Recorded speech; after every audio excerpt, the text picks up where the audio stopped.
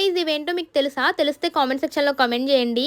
ఇవొచ్చేసి పచ్చి జీడిపప్పు లేదా మనకి జీడి మామిడికాయలు అంటారనమాట. ఆ ఫ్రూట్ వచ్చేసి మనకి ఇలా ఉంటుంది. ఇవి కూడా తింటారు. కానీ దీనికి జీడి చాలా ఎక్కువొస్తుందనమాట. చేతులనేవి పొక్కుపోతాయన్నమాట.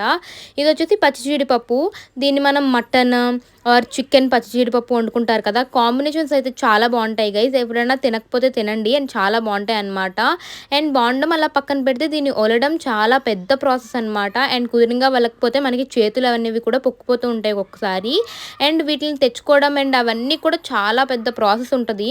అండ్ వీటిలికొచ్చేసి మనం కుంకుడుగాయలు ఉంటాయి కదా! అవి మనకి మంచిగా కుంకుడుగాయలని నానబెట్టేసుకొని ఇందులో మనం ఈ జీడిపప్పులనేవి వేసేసుకుంటే దీని మీద ఒక లేయర్‌లా ఉంటుందనమాట. అది తీసేసుకున్న తర్వాత మనకి నీట్‌గా వస్తుంది. మనకి జీడిపప్పు ఎలా ఉంటుందో అలాగా.